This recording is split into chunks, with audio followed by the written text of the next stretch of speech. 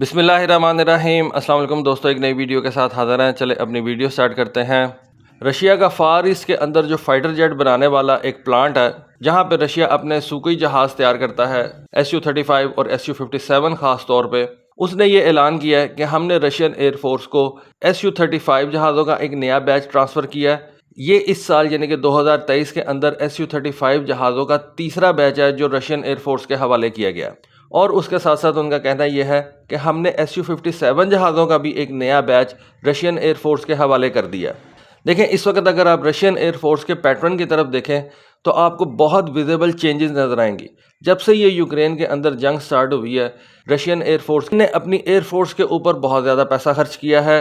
ना सिर्फ पैसा खर्च किया है बल्कि इसको ओवरऑल रीवैम्प या आप कह सकते हैं कि इसके स्ट्रक्चर को रीडिज़ाइन करने की भी एक कोशिशें जो है वो जारी हैं। मसलन जैसा कि मैं आपको पिछली कुछ वीडियोस में बता चुका हूं कि रशिया ने अपने MiG-35 एक मीडियम वेट वाले फाइटर जेट की प्रोडक्शन दोबारा स्टार्ट कर दी है।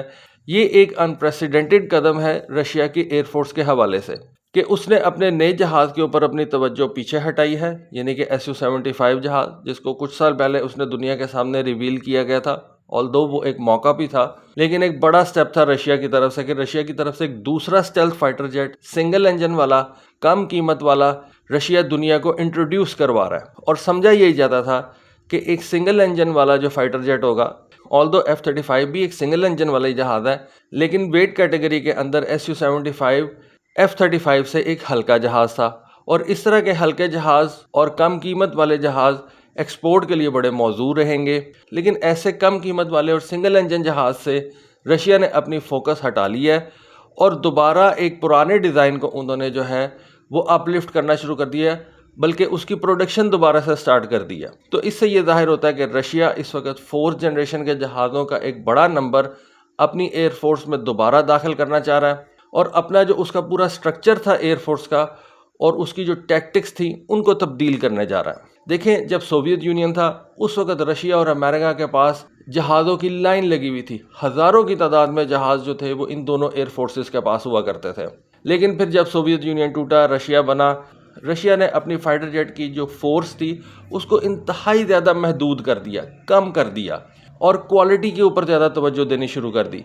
लेकिन यूक्रेन की जंग ने रशिया को ये सबक दिया है कि आपने तो क्वालिटी के ऊपर तवज्जो देनी शुरू की, लेकिन आपका जो एडवर्सरी था नेटो, जिसके अंदर अमेरिका और इंग्लैंड और फ्रांस शामिल है और जर्मनी शामिल है, इटली शामिल है, ये ना सिर्फ क्वालिटी की तरफ तवज्जो देते रहे बल्कि इन्होंने क्वांटिटी भी अपनी बरकरार रखी। और रशिया जो कि सिर्फ पहले क्वालिटी की तरफ तवज्जो दे रहा था और शायद वो उसमें भी इतना ज़्यादा कामयाब नहीं हो रहा था, लेकिन अब उसने ये ख्याल किया है कि उसको अपनी स्ट्रेटजी बदलनी पड़ेगी। सारा कुछ अपने सरफेस टू एयर मिसाइल के ऊपर नहीं छोड़ा जा सकता, क्योंकि रशियन स्ट्रेटजी बिल्कुल यही है कि अगर आपने अपने एरिया को डिफेंड करना है तो आपको ज़्यादा से ज़्यादा और ज़बरदस्त और हाई क्वालिटी के surface to air missile systems चाहिए। लेकिन अब रशिया सरफेस टू एयर मिसाइलों से निकल के दोबारा फाइटर जेट्स के नंबर के ऊपर तवज्जो दे रहा है, क्योंकि एक जंग के अंदर एट्रिशन होती है, आपको फाइटर जेट्स की ज़रूरत पड़ती है। जब आपने ऑफेंसिव पे जाना हो तब आपको फाइटर जेट्स ज़रूरी चाहिए होते हैं। एक मिसाइल तो एक दफ़ा फायर किया, वो अपने निशाने पे गिर जाए तो बड़ी अच्छी बात है। अगर दुश्मन ने इलेक्ट्रॉनिक वॉरफेयर सिस्टम इस तरह से सेट किए हुए हैं कि आपके मिसाइल जो है वो निशाने पे नहीं गिर रहे तो आपके एसेट्स ज़ाया हो रहे हैं। लेकिन जो आपका एक फाइटर जेट होता है, जो कि मैन्ड फाइटर जेट होता है, उसके अंदर एक पायलट बैठा होता है, उससे आपको टारगेट हिट करने के जो चांसेस हैं वो इंतहाई ज़्यादा बढ़ जाते हैं। तो रशियंस भी अब अपनी एयरफोर्स की स्ट्रेटजी को बदल रहे हैं और उन्होंने अपने जो फाइटर जेट्स को बनाने की तादाद है और स्पीड है उसको तेज़ कर दिया है। ना सिर्फ वो इस वक्त MiG-35 जहाज़ तैयार कर रहे हैं, बल्कि इस साल उन्होंने SU-35 जहाज़ का एक तीसरा बैच अपनी एयरफोर्स के हवाले कर दिया। पूरी यूक्रेन की जंग, जिसको आप कह सकते हैं कि 1.5 साल से ऊपर का वक्त हो गया, अभी तक रशिया के 4 SU-35 जहाज़ इस जंग के अंदर जो हैं वो तबाह हो चुके हुए हैं। लेकिन रशिया ने इन SU-35 जहाज़ों से जो फ़ायदा हासिल किया इस जंग के अंदर वो बहुत ज़्यादा है और रशिया को अब इस बात का एहसास होने लग गया है कि उसके पास फाइटर जेट्स की तादाद नेटो के मुकाबले में इंतहाई कम है। और दूसरी तरफ अगर आप 5th जनरेशन के फाइटर जेट्स की तरफ देखें तो रशिया उस रेस के अंदर तो अमेरिका और चाइना से इंतहाई ज़्यादा पीछे है। मसलन अमेरिका और चाइना दोनों एक साल के अंदर तकरीबन 150 से ऊपर 5th जनरेशन के जहाज़ तैयार करते हैं। F-35 का जो प्रोडक्शन रेट है वो तो अनप्रेसिडेंटेड है, तकरीबन 150-60 के नंबर में हर साल F-35 जहाज़ तैयार होते हैं, क्योंकि अमेरिका ने ऑर्डर्स ही बहुत ज़्यादा पकड़ रखे हैं।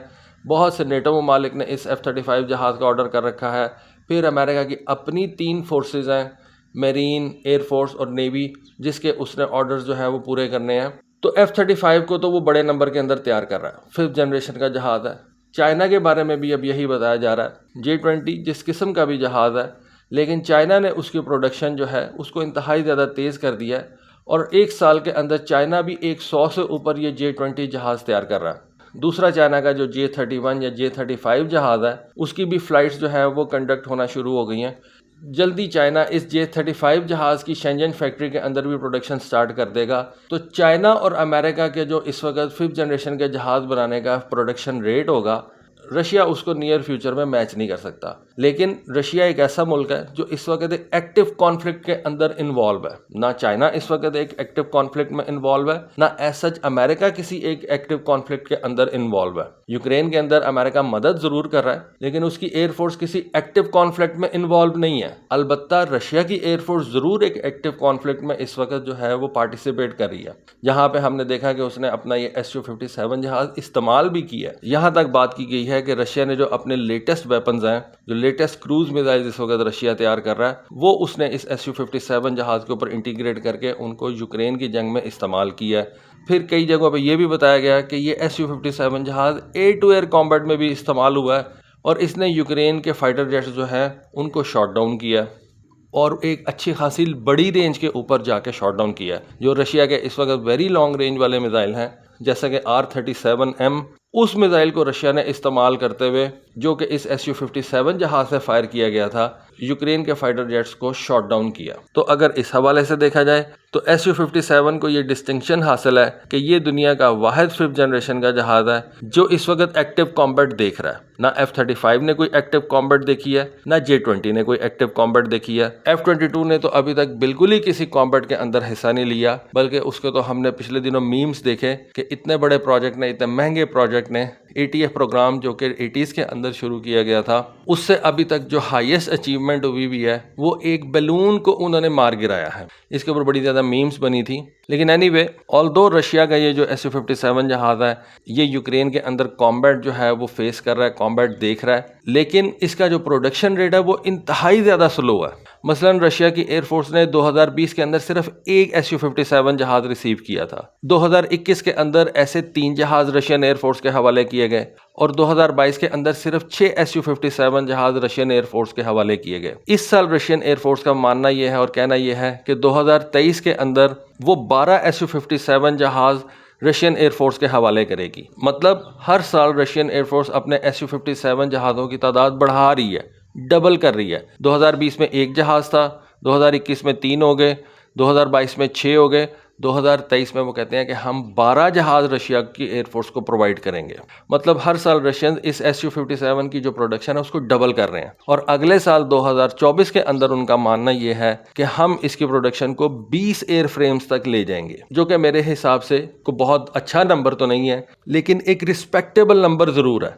सुनने में तो ये भी आ रहा था कि रशिया जो है वो इस Su-57 जहाज़ को अल्जीरिया को एक्सपोर्ट भी कर सकता है, डेफिनेटली। लेकिन इस जहाज़ की अभी प्रोडक्शन ही नहीं इतनी तेज़ी से हो रही कि रशिया अपनी ज़रूरियात ही पूरी नहीं कर सकता, तो एक्सपोर्ट क्या करेगा। लेकिन ये एक अच्छी खबर है रशिया की तरफ से कि इस साल रशिया के इस प्लांट ने, जो कि फार ईस्ट के अंदर है, Su-35 जहाज़ का तीसरा बैच रशियन एयरफोर्स को दिया है और Su-57 का पहला बैच रशियन एयरफोर्स को दिया है, इस साल का पहला बैच, जिसके अंदर माना यह जा रहा है कि कम से कम 6 जहाज़ शामिल हैं। और उनका कहना यह है कि अगले 6 जहाज़, क्योंकि इस साल उन्होंने कहा हुआ है कि हमने 12 जहाज़ रशियन एयरफोर्स को देने हैं, तो अगले 6 जहाज़ जो हैं वो असेंबली लाइन के ऊपर पड़े हुए हैं और इस साल के आखिर तक ये 6 जहाज़ भी रशियन एयरफोर्स के हवाले कर दिए जाएंगे। तो जैसा कि मैंने वीडियो के शुरू में बताया कि रशियन एयरफोर्स अपने आप को काफ़ी हद तक जो है वो बदल रही है, तब्दील कर रही है।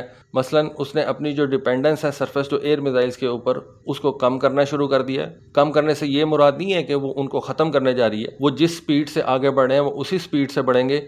लेकिन इस वक्त ऐसा लग रहा है कि रशियन एयरफोर्स का जो मेन फोकस है वो फाइटर जेट्स की तैयारी है। MiG-35 अलहदा से वो तैयार कर रहा है, Su-35 अलहदा से तैयार कर रहा है और Su-57 जहाज़ अलग से तैयार कर रहा है। आज से कुछ महीने पहले मिग 35 की कोई बात नहीं कर रहा था, लेकिन अब रशिया 3 किस्म के जहाज़ों की तैयारी में लगा हुआ। तो इससे साफ ज़ाहिर होता है कि रशियन एयरफोर्स ने अपनी जो टैक्टिक्स हैं, अपनी जो स्ट्रेटेजिक थिंकिंग है, उसको तब्दील किया और उसमें एक बड़ी शिफ्ट आई है। तो दोस्तों ये थी आज की वीडियो, ये थी आज की इन्फॉर्मेशन। होपफुली आपको आज की वीडियो, आज की इन्फॉर्मेशन पसंद आई होगी। कमेंट सेक्शन में अपनी राय से ज़रूर आगाह कीजिएगा। आज के लिए बस इतना ही। Thank you. अल्लाह हाफिज़।